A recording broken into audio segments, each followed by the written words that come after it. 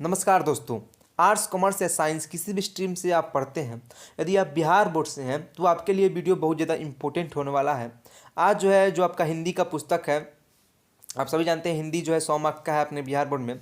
तो उस हिंदी का जो पुस्तक है दिगंत भाग 2, उसी पुस्तक में 3 आपके खंड हैं, जिसमें काव्यखंड, पदखंड और प्रतिपूर्ति है। तो काव्यखंड का जो पहला चैप्टर है कड़बक, उस कड़बक को इसके पिछले वाले पार्ट में हम लोग कवर कर चुके हैं। उसके संपूर्ण अर्थ है उसको समझ चुके हैं। अगर आपने वो वीडियो नहीं देखा है तो अब भी कोई बात नहीं है, इस वीडियो से ही आप सब चीज़ समझ जाएंगे, क्योंकि इस वीडियो में उस कड़बक पार्ट का हम सारांश देखेंगे। ठीक है, उसके अलावा उससे जो भी ऑब्जेक्टिव प्रश्न होते हैं वो देखेंगे, उस चैप्टर से जो भी हमारे सब्जेक्टिव बन सकते हैं वो देखेंगे, और जो भी आपके 4 नंबर में जो एक्सप्लेनेशन पूछे जाते हैं, जो प्रसंग व्याख्या पूछे जाते हैं, उससे जो भी प्रश्न बनते हैं वो देखेंगे। यानी कि सारा महा मैराथन उस चैप्टर का हम इस वीडियो में करने वाले हैं। तो अंत तक इस वीडियो को देखें। जैसा कि आप सभी जानते हैं उस चैप्टर का नाम है कड़बक। इसको लिखने का काम किए हैं मलिक मोहम्मद जायसी। मलिक मोहम्मद जायसी का जो जीवन परिचय है इसके पिछले वाले वीडियो में हमने देख चुका है, तो आप जाकर उस वीडियो को देख सकते हैं। ठीक है, और इसमें कुछ ऑब्जेक्टिव मिलेंगे जिससे हम इनके परिचय के रूप में जानने का प्रयास करेंगे। तो चलिए वीडियो की शुरुआत करते हैं। तो सबसे पहले हम इसको चलिए यहाँ से हम शुरू करते हैं। इसको थोड़ा सा हम पीछे कर लें। तो दोस्तों चलिए हम इस सारांश को देखते हैं। कवि मलिक मोहम्मद जायसी कड़बक के प्रथम खंड में कहते हैं, जिसमें कवि कहते हैं कि वह एक नैन के होते हुए भी गुणवान है। यानी कि जो कड़बक वाले जो रचयिता है मलिक मोहम्मद जायसी, जैसा कि हम सभी जानते हैं कि वो एक आँख और एक कान से मतलब उनका एक आँख से दिखता नहीं था और एक कान से सुनाई नहीं देता था। यानी कि एक आँख से अंधे और एक कान से काने थे। इसीलिए वो बोलते हैं कि कवि कहते हैं कि एक नैन के होते हुए भी हम गुणवान हैं। इतने ज़्यादा उनकी कवि वाणी में वह प्रभाव है कि जो कि भी उनकी काव्य को सुनता है कि वह मोहित हो जाता है। यानी कि इनका आँख एक ही गो है, ठीक है, लेकिन एक आँख होते हुए भी इतना गुणवान है कि जब वो अपने जो भी रचनाएं किए हैं जो भी सुनाने लगते हैं तो बड़े से बड़े लोग मोहित हो जाते हैं और उनके आगे जाकर उनकी काव्यों की प्रशंसा करने लगते हैं। कवि कहते हैं कि जिस प्रकार ईश्वर ने संसार में सदोष यानी कि दोष के साथ प्रत्याभुक्त दीप्तिमान चंद्रमा को बनाया है, उसी प्रकार प्रकाश जायसी की कीर्ति उज्जवल थी। यानी कि जैसा कि चंद्रमा को कलंकित माना जाता है, लेकिन फिर भी जब रात होता है तो रात में प्रकाशित करने का काम कौन करता है? चंद्रमा करता है। उसी प्रकार दोस्त तो मलिक मोहम्मद जायसी में ही है। भले ही वह देखने में बस्तुरा दिखते हैं, लेकिन फिर भी जो अपने जो भी रचनाएं करते हैं उस रचनाओं से इस पूरे संसार को वो क्या कर रहे हैं? तो प्रकाशित कर रहे हैं। इसी प्रकार चंद्रमा के समान है, लेकिन उनमें अंग भंग दोष था। कवि कहते हैं कि वह समदर्शी थे, क्योंकि उन्होंने संसार को हमेशा एक ही आँख से देखा था। उनका वह आँख दूसरे मनुष्यों के आँखों की तुलना से ठीक उस प्रकार तेज था जिस प्रकार तारागण के बीच उदित हुआ शुक्र तारा। कवि कहते हैं, जैसा देखिए नक्षत्र को समझिए, नक्षत्र बहुत सारे हैं, उन नक्षत्रों में शुक्र ही है जो एक अकेला चमकता है। उसी प्रकार कवि बोलते हैं कि उन्होंने अपने एक आँख से इस पूरे संसार को देख लिया है। ठीक है, उन्होंने किसी के साथ कोई भेदभाव नहीं किया, सबको एक समान ही देखा। ठीक है, और जिस प्रकार नक्षत्रों के बीच में शुक्र तारा चमकता है, उसी प्रकार इन सभी लोगों के बीच में अकेला कवि चमकने का काम करते हैं, क्योंकि क्या इनके पास टैलेंट है, इन्होंने कुछ कर गुजरने का कोशिश किया। इसी प्रकार आप लोग भी कुछ कर गुजरने का कोशिश करते रहिए। आगे हम देखेंगे कि कहाँ हम आए थे। कवि कहते हैं कि जब तक आम के मंजरी में कुरैला नहीं होता तब तक वह मधुर सौरभ से सुवासित नहीं होता। ये कुछ इधर उधर टाइपिंग में हुआ है। कहने का मतलब, आप लोगों ने आम का पेड़ देखा होगा। आम के पेड़ में हम जैसे कि बोलते हैं कि आम मुजरागल, लीची मुजरागल। जब आम मुजराता है, लीची मुजराता है ना, तो जो उसका मोजर होता है ना, हल्का नुकीला होता है। तो जब तक वो मोजर नहीं आता है ना, तब तक उस आम के वृक्ष में सुगंध नहीं आता है, या फिर आम के वृक्ष, आप सभी जानते हैं कि आम में जब मुजराना शुरू होता है तो एक अलग प्रकार का सुगंध आना शुरू होता है। तो उसमें जो मंजरी आया कांटे वाला, उसका अगुण हो गया, लेकिन जब वो सुगंधित हुआ वो उसका क्या हुआ? गुण हुआ। वहीं कवि बताने की कोशिश कर रहे हैं। समुद्र का पानी खारा है इसलिए वह असूझ और अपार है। यानी कि समुद्र का जो पानी नमकीन लगता है, खारा लगता है, वह उसका क्या है? अवगुण है, दोष है, लेकिन वह असूझ है, अपार है, उसकी गहराई नहीं नापी जा सकती, वह उसका गुण है। यानी ये कवि कहीं ना कहीं ये बताने की कोशिश करते हैं कि किसी भी मनुष्य में यदि अवगुण है, अगर आपके अंदर कोई दोष है, तो आपको घबराने की बात नहीं है, आप उस दोष को ख़त्म कर सकते हैं। कैसे? अपने अंदर के जो टैलेंट है उसको जगा करके, अपने मेहनत के दम पर, ठीक है। सुमेरु पर्वत के स्वर्णमय होने का एकमात्र कारण यही है कि शिव त्रिशूल से द्वारा नष्ट किया गया। कवि कहते हैं कि मतलब सुमेरु को जो है भगवान शंकर के त्रिशूल लगा, यह उसका क्या है, दोष है, लेकिन भैया त्रिशूल लगने के बाद वो आज जो है सोने का पर्वत है, तो ये इसका क्या है, दोष नहीं बल्कि गुण है। तो मतलब समझने की कोशिश करिए कि गुण और मतलब दोष तो सब है, लेकिन गुण जब वो व्यक्ति निखार लेता है तो उसका जो दोष है वो खत्म हो जाता है, उसके सामने ओझल पड़ जाता है। जिसके सब स्पर्श बस सोने का हो गया, ठीक है। जब तक घड़िया सोने गलाने वाला जो पात्र होता है उसे घड़िया बोलते हैं, में कच्चा सोना गलाया नहीं जाता तब तक वह कच्ची धातु चमकदार सोना नहीं होती। देखिए, सबसे पहले सोना बनाने के लिए सोना का जो कच्चा होता है उसे घड़िया एकदम मतलब काला टाइप का होता है घड़िया, उसमें गलाया जाता है। तो यानी कि उसमें गलाया गया, वो जो है एकदम कलंकित हो गया, लेकिन जब तक उसको गलाया नहीं गया तब तक वो सोना नहीं कहलाएगा, ठीक है। तो ये सब कवि जो है हर एक चीज़ को बताने की कोशिश कर रहे हैं जिसे आपको समझने की ज़रूरत है। इससे हर पॉइंट से आपसे प्रश्न भी पूछे जाते हैं, उससे ज़्यादा आपको जो है जीवन में ये सब चीज़ें सीख लेना चाहिए। कवि अपने संबंध में गर्व से कहते हुए लिखते हैं कि वे एक काक के रहते हुए भी दर्पण के समान निर्मल और उज्ज्वल भाग वाले हैं। सभी रूपवान व्यक्ति उनका पैर पकड़कर अधिक उत्साह से उनके मुख की ओर देखा करते हैं, यानी उन्हें नमन करते हैं, ठीक है। कवि बताते हैं, यहाँ एक बहुत इंपॉर्टेंट प्रश्न आया कि भैया उनका एक आँख के समान जो है, मतलब दर्पण के समान उनका आँख है, क्योंकि जिस प्रकार बड़े से बड़े रूपवान लोग अपने आप को दर्पण में निखारते हैं, उसी प्रकार जब कवि अपने काव्य जो भी रचनाएं की हैं उसका बखान करते हैं तो बड़े से बड़े रूपवान लोग जो है दर्पण की तरह ही कवि की ओर टकटकी लगाने लगते हैं, ठीक है। अब यहाँ तक जो हमारा प्रथम पद जो है खत्म होता है, यहाँ से दूसरा पद शुरू होता है। कड़बक के दूसरे खंड में कवि कहते हैं कि मैंने इस कथा को जोड़कर सुनाया हूँ और जिसने भी इसे सुना है प्रेम की पीड़ा का अनुभव हुआ है। इस कविता को मैंने रक्त की लाइन लगाकर जोड़ा है और गाढ़ी प्रीति को आंसू से भिगो भिगो कर गीला किया है, ठीक है। इतना जो है पॉइंट यहाँ पे दिया हुआ है। मैंने यह विचार करके निर्माण किया कि वह शायद मेरे मरने के बाद संसार में मेरी यादगार के रूप में रहे। यानी कि कवि ने जो भी रचनाएं की वो सोचते थे कि यदि मैं मर जाऊंगा तो मैं चाहता हूं कि मुझे इन जो भी मैं रचनाएं कर रहा हूं उन रचनाओं के बदले में याद किया जाए। और उनका जो कल्पना था वो सच भी हो गया है, क्योंकि आज हम ये चैप्टर पढ़ रहे हैं, यानी कि उनको याद कर रहे हैं। वह राजा रतन सेन अब नहीं कहाँ है सुगा जिसने राजा रतन सेन के मन की ऐसी बुद्धि उत्पन्न की? कहाँ है सुल्तान अलाउद्दीन और कहाँ है वह राघव चेतन जिसने अलाउद्दीन के सामने पद्मावती का रूप का वर्णन किया? यानी कि ये आप जानते ही होंगे, पिछली वीडियो में मैंने बताया कि ये पद्मावत का अंश है। पद्मावत में जो चित्तौड़ नरेश रतन सेन और पद्मावती की कथा है, तो पद्मावती विश्व सुंदरी थी, तो ना ही पद्मावती है आज, ना ही रतन सेन है, ना ही अलाउद्दीन है सुल्तान, ना ही राघव चेतन है, कोई नहीं है, लेकिन उनकी कहानी आज है, ठीक है।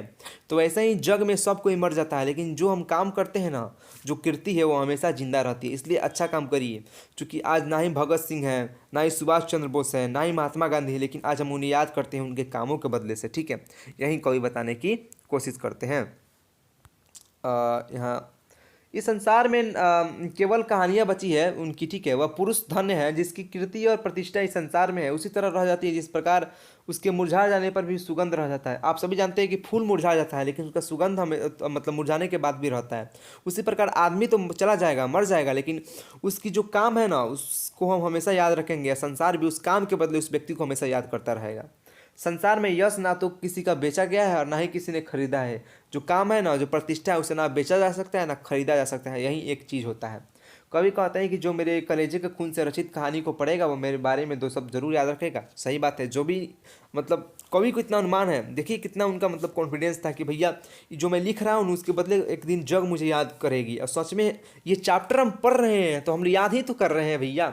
इनकी जो बानी है वो सत्य भी हो गई आज। और साथ ही इन जो पद्मावत का रचना की है उस पर फिल्म भी बन चुका है, बहुत ही कॉन्ट्रोवर्शियल फिल्म बना हुआ था, पद्मावती करके कुछ फिल्म बना हुआ था, दीपिका पादुकोण है शायद उसमें। चलिए हम आगे चलते हैं और ऑब्जेक्टिव प्रश्न को शुरू करते हैं। अब मज़ा आएगा ऑब्जेक्टिव में सॉल्व करने में, ठीक है। जो अच्छा सा पढ़ाएगा वो सॉल्व करेगा, मज़ा आएगा उसको। प्रश्न है, मलिक मोहम्मद जायसी किस शाखा के कवि हैं?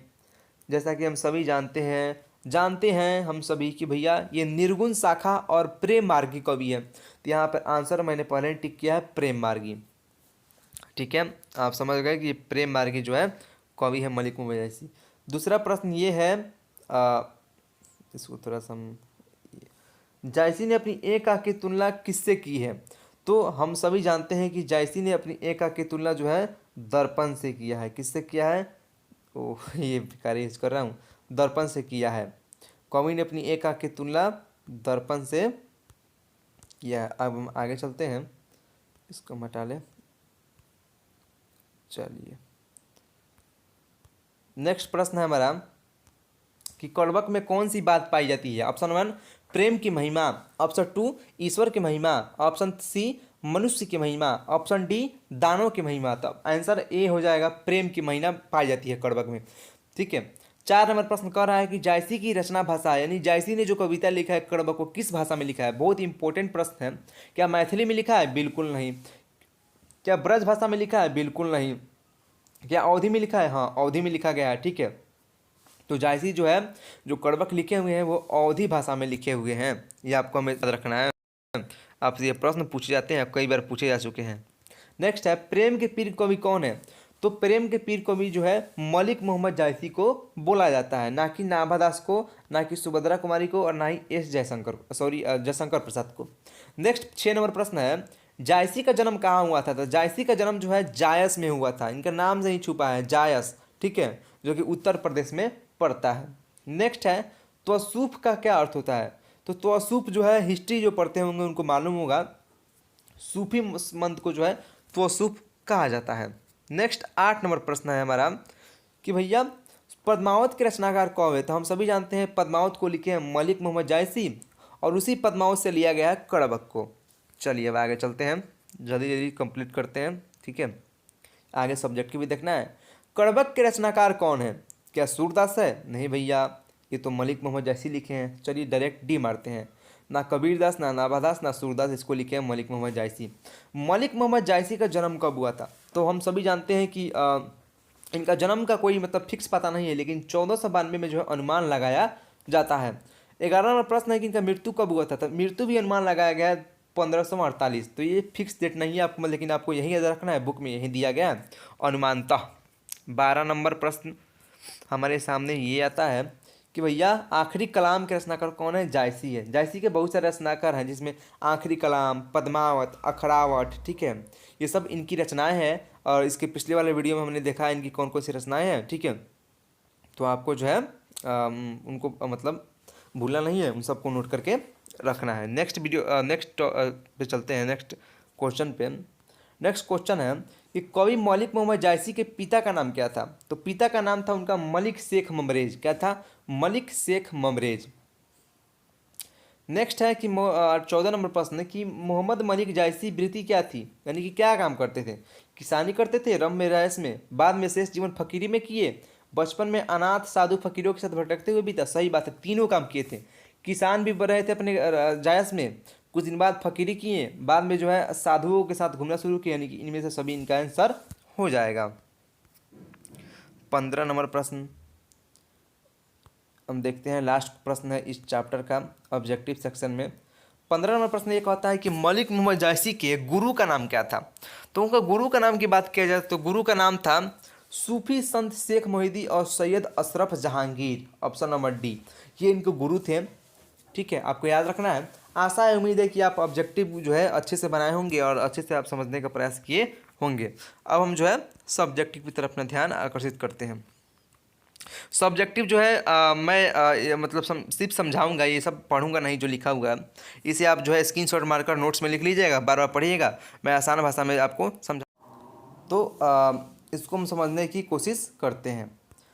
प्रश्न हमारा ये है कि कवि ने अपनी एक आंख की तुलना दर्पण से क्यों की है? ठीक है, तो समझने की कोशिश करिए। देखिए, कवि अपने एक आंख की तुलना जो है चैप्टर में दर्पण से की है, यानी कि शीशा से की है। शीशा जो होता है वो समदर्शी होता है, निर्मल होता है, स्वच्छ होता है। कैसे होता है भैया? क्योंकि जैसा आपका चेहरा होता है ना, जैसे आप रहते हैं वैसे ही वो आपको दिखाता है। कौन? दर्पण। उसी प्रकार जो है कवि का जो एक आंख है ना, निर्मल है, स्वच्छ है। ठीक है, किनका? कवि का। क्योंकि मनुष्य के मतलब जिस प्रकार एक समान जो है कौन दिखाता है? दर्पण। उसी प्रकार एक समान जो है कवि सबको देखते हैं। ठीक है, कौन? कवि। उनका जो एक आंख है ना वो सबको एक ही समान दिखता है। और जब वो अपने काव्य कृतियों का बखान करते हैं ना तो रूपवान लोग जो आकर जो है जिस प्रकार दर्पण में अपने आप को देखते हैं ना उसी प्रकार उनको उनकी ओर जो है टकटकी लगाकर उनकी ओर उनको निहारने लगते हैं। इसलिए वो अपने एक आंख की तुलना जो है दर्पण से करते हैं। क्यों करते हैं आप समझ गए? क्योंकि उनका एक आंख जो है दर्पण की भांति ही निर्मल है, स्वच्छ है। और जिस प्रकार बड़े से बड़े रूपवान लोग अपने आप को दर्पण में निहारते हैं, ठीक उसी प्रकार जब कवि यानी कि मलिक मोहम्मद जायसी अपने जो भी रचनाएं हैं उनका बखान करते हैं तो वे जो है दर्पण की भांति ही उनकी ओर निहारने लगते हैं। ठीक है, आप समझ गए होंगे इस प्रश्न का आंसर। इसे आप मैंने यहाँ पर जो आंसर, सॉरी दोस्तों, यहाँ पर जो आंसर दिया गया है ना आप उस आंसर को मत उतारिएगा। आप एक काम करिएगा, मैं जो बोल रहा हूँ आप सबसे पहले क्वेश्चन को लिख लीजिएगा। मैं जो बोल रहा हूँ ना उसे समझकर अपने भाषा में लिखने का प्रयास करिएगा, बहुत ज़्यादा बेनिफिट होगा। ठीक है, मैं अभी बता दे रहा हूँ, बहुत ज़्यादा बेनिफिट होता है इससे। ठीक है, यहाँ पर अब 2 नंबर क्वेश्चन है, जायसी अपने कर्मक में कलंक, कांच और कंचन के माध्यम से क्या कहना चाहते हैं?